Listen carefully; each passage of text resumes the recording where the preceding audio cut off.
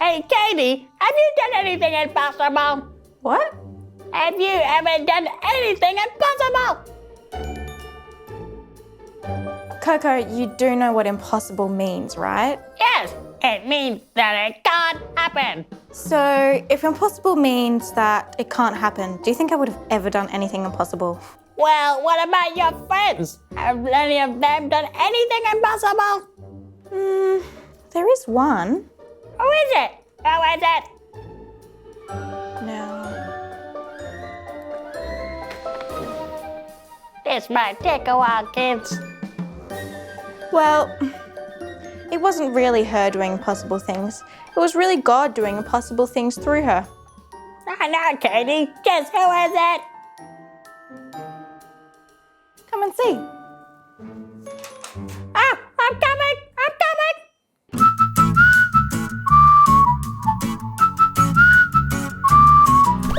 Come and play with Katie and Koco. That's the way. Get ready, let's go. Flying through the air with Koco, telling stories with Katie. You and I together, meeting my friend, friends that help us every day. Katie and Koco, play and sing, pray and bring. You and I, we do our thing. It's Katie and Koco. Now can you tell me who? Now I can. My friend who did impossible things was Saint Rita.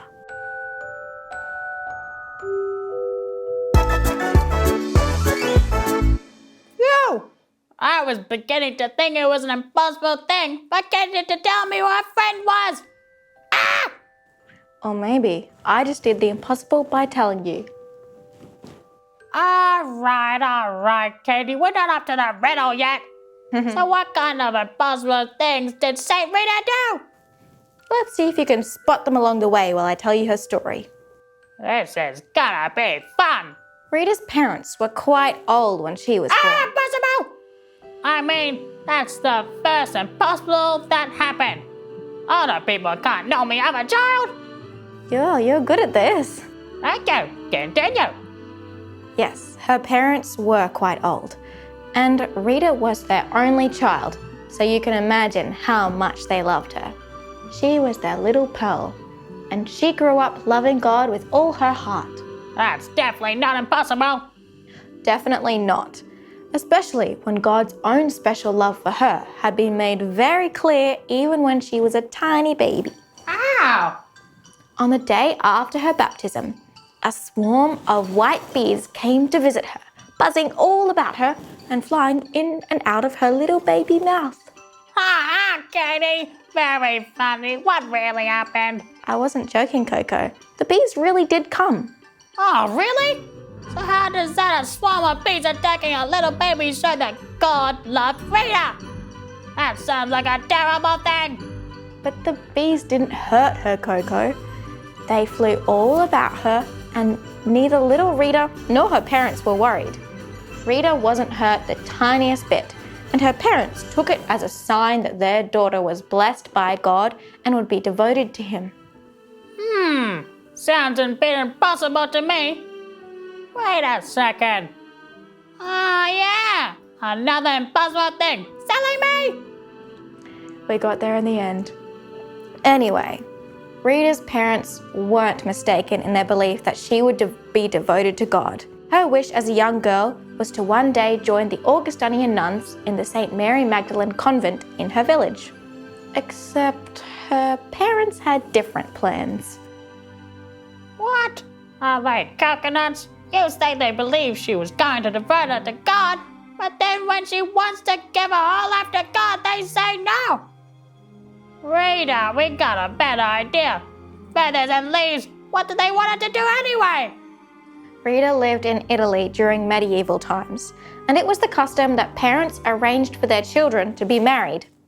So, in obedience to her parents, a young man called Paolo Mancini became her husband. And not long after that, she became a young mother of twin boys. Wow! So fast she doesn't even want to get married, but then she does. Then she has two boys at once? She certainly had a lot on her hands. That was only the beginning. Twin boys might have been hard to handle, but it was Paolo who worried her the most. He was quite a violent and hot-tempered man, and Rita was often hurt not only by his words, but also from his hands when he attacked her physically. What a bad man. Did anyone help her, Katie? Her parents? Her relatives? Her friends? The king or whoever made the rules back then? They all probably gave her as much support and comfort as they could if they knew about it, but none of them could give her the help she really needed to turn Paolo into a better man. Only God could help her with that, and Rita knew it. So she prayed for Paolo every day, and God gave her the strength to treat her husband with the love and respect he should have showed her. It took years, but gradually Paolo began to improve and was given the grace to be sorry for the way he had hurt her and treated her with more care. Phew! I guess that must have seemed like an impossible task at the beginning too. Lucky she knew to ask God for help. But Katie, why was Paolo so angry in the first place? He had a job as one of the watchmen in the town, which is basically like a police officer in our modern terms. And back then, there was a lot of fighting. Families were very proud in medieval Italy, and they would often fight against one another if they felt that they'd been insulted or hurt in some way by another family. And once one person fought against someone from another family and one of them was killed, the rest of the family members would all join in and want to seek revenge by killing the members of the other family. Aw, Katie, my head hurts just thinking about that. You're right, Paolo did have a lot to sort out. He did indeed. Paolo must have been under lots of pressure every day with all these people fighting and killing each other. And as much as Rita suffered from his anger when he came home with all that on his mind, she knew that he needed her support, which he luckily learned to be thankful for. It's just a good thing that Paolo only had to sort out other family problems. Imagine if his own family were involved in a fight. What would Rita have done then? Oh, well, funny you should say that, Koco. Turns out you don't have to imagine very hard, because that's what happened. Oh no! You mean his own family got into a fight? Yep. Even though Rita managed to convince him to make peace with one family he had a quarrel with, there was yet another family who started a fight with the Mancinis. So one day, on his way home from work, he was betrayed and killed. They just liked fighting too much, didn't they, Katie? Way too much, Koco. What did Rita do after her husband been killed then? Was she very sad? Yes, she was very sad. But she was mostly worried about her sons, who are now teenagers. How come? Think about it. Their father had just been killed. And what did people do when a family member had been killed? Oh no! Did her sons want revenge for their father? Yes. Even though Rita had forgiven the man who had killed her husband, Paolo's brother was not so forgiving. And he wouldn't stop encouraging Rita's sons to avenge their father's death by killing the man who had killed their father. Rita tried and tried to talk sense into her sons, but once again, she found herself in a situation only God could mend. So she prayed and prayed, for if the two boys could not come to forgiveness, then God would at least save them from committing the terrible sin of murder by taking their young lives before they could do so. Poor Rita! She must have been very desperate to have to pray for the death of her own sons. Did God answer her prayer? Yes. Once again, he worked the impossible through her, and her two sons soon died from an illness. Of course, Rita was very sad that she had lost her only children, but she could at least be comforted that they had not murdered anyone. I guess there's a bright side to even the saddest things when we trust God, isn't there, Katie? But what did Rita do now that her whole family had been taken from her? She must have felt so lost. It must have been one of the hardest times of her life, and that's saying something with all the struggles she had already been through. But it was also a chance to begin a new life, or rather, the life of her dreams that she had been denied. After all, God was her only family she had left now. So it felt right that she should seek a home in his own house. Did she finally enter the convent? She tried to, but once again there was something stopping her. What was it this time? Some of the sisters in the convent belonged to the family who had killed Rita's husband. And even though Rita had already forgiven the man responsible for Paolo's death, the superiors didn't want to cause any possible trouble by allowing her to join. Feathers and leaves! Rita must have been getting so sick of people telling her she couldn't do things. How did she get out of this one? Please, I have no quarrel with Paolo's enemies, nor their family. There must be some way I can be allowed to join. I'm sorry, my daughter. Though you have forgiven, the rest of Paolo's family and their rivals have not made peace. Until that happens, we cannot let you enter our convent.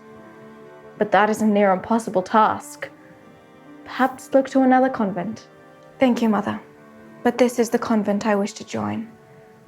I shall return when I have made peace between my husband's family and his enemies. God bless you. I guess we're gonna be adding another impossible task completed to our list. How did she do it, Katie?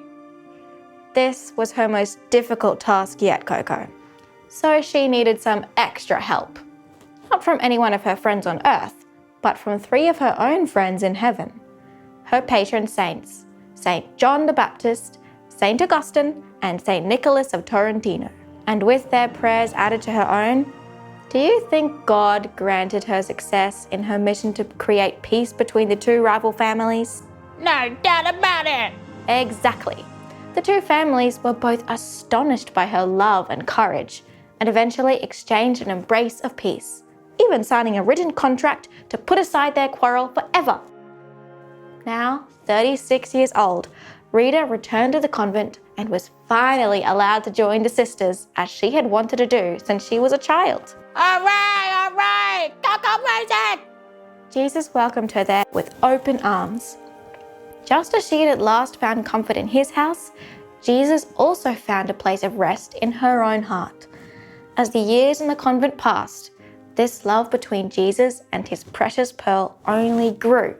And one day, when Rita was praying before an image of Christ on the cross, she felt such an overwhelming love for her Lord that she asked him to let her share in his suffering.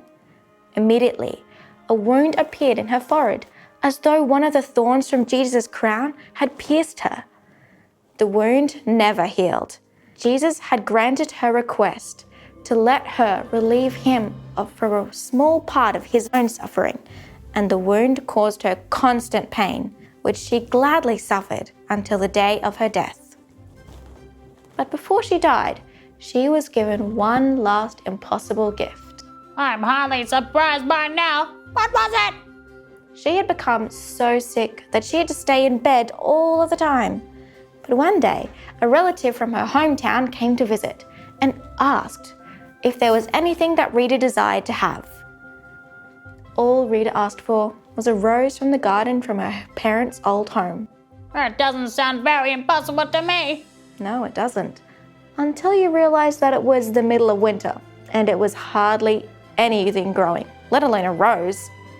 But Rita's relative went to find one anyway, soon returning with an impossible rose that had been picked from a frozen garden in Rita's old home. I would hardly believe it if so many other impossible things hadn't already happened. God really did love his precious pearl to give her so many Koco amazing gifts. Let's ask her to help us come to love God so much that we can trust him to do impossible things for us too. Dear Saint Rita, thank you for always placing your trust in God, even when you are faced with impossible challenges. Help us to inspire others to love God by showing forgiveness, kindness, and love, even to those who hurt us. Believe it or not, I believe St. Rita did some pretty unbelievable things with God's unbelievable help. Believe me. Believe me, I would if I could make any sense out of the words that just came out of your mouth. Pretty unbelievable, I know. Not really, to be honest with you. You know what? I don't believe you. You know what? I've got a riddle for you. Oh, here we go. 4 friends were standing under one umbrella. Yeah. 2 were holding dogs. Okay. 2 were holding cats. Okay. How did they all keep from getting wet? They wanted to walk inside a really dry place.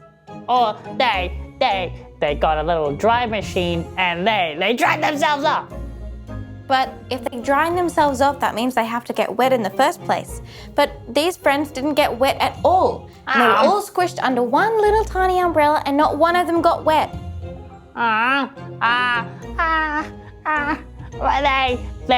They were faking it. They didn't have an umbrella. They did have an umbrella. Oh. But even though there were so many of them, they still didn't get wet. How didn't they get wet? Can you think of the answer, kids? They had a really big umbrella. No, it was just a normal-sized umbrella. Didn't get wet. Yeah. So what normally happens for you not to get wet? You need to wear clothes. No, if you don't get wet, what's happening? It's raining. No, if it's raining, you do get wet. Oh, yeah. But if you don't get wet, nothing's happening, is it? So it's sunny. It's sunny. It's not raining. It's not raining. No. But I have a question. Yeah. Why would they all be standing under an umbrella if it wasn't raining? Are they coconuts? That'd be really squishy. Riddle me that one, Katie. Maybe they were getting out of the sun. Huh. I guess so. Yeah. Or they just wanted to do some craft.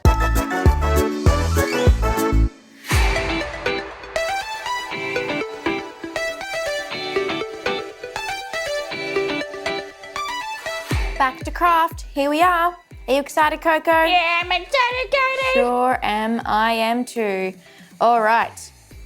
Today for St. Rita, we're going to be making a pearl flower design. So I've got these fake pearl beads here and a hot glue gun, and we're going to stick it together and it's going to make a flower pattern. Because remember how St. Rita's parents love to call her their little pearl. So these pearls will remind us of St. Rita. Let's get started. So I've got white and red. Yeah. Let's make this red one the centerpiece, and then I'll put some white ones around the edge. So we'll get our glue gun and we're just going to put, we don't need too much, we're just going to put a little bit of glue, just a little droplet.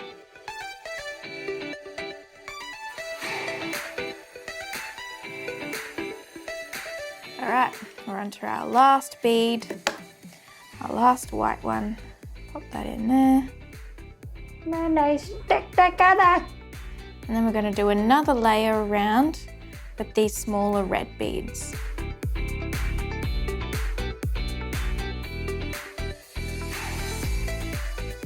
Nice. And you don't even have to make a flower design. You could make any design you want to, as long as you have fun with it. It looks nice in the end. So there we go.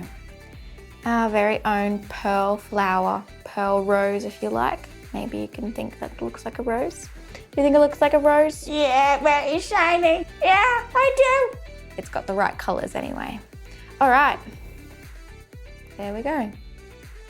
Hey kids, if you'd like extra instructions on how to make your very own pearl rose, you can find it at swpals.org. And Koco and I would love to see your own flower designs and you with them. Have fun! So shiny, Katie. That would look perfect in my nest. Yeah, until another bird comes and steals it. Oh yeah, then I'll hide it. But then you won't get to see it. Oh yeah, then what do I do? Maybe you could put it up on a tree so that everyone can see it. And then no one will steal it because it belongs to everyone. It is unbelievable how smart you are sometimes, Katie. Unbelievable. Thanks, Koco. I don't know if that was meant as a compliment or an insult. You're welcome, Katie. Enjoy making your bird decorations, kids. Ciao. Ciao, kids. Better believe her. St. Rita, we need her. Come and play with Katie and Koco. that's the way. Get ready, let's go. Flying through the air with Koco, Telling stories with Katie. you and I together, meeting my friends, friends that help us every day, Katie and Koco. that help us every day. Katie and Koco. Play and sing. Pray and bring you and I, we do our thing. It's Katie and Koco.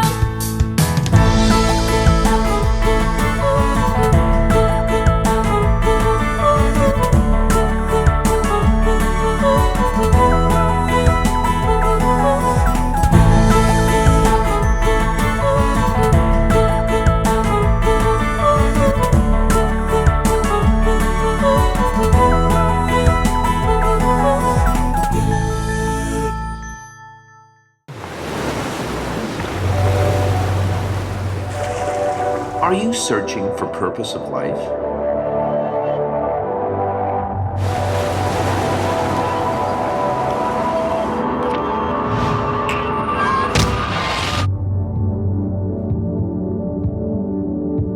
Discover your true identity.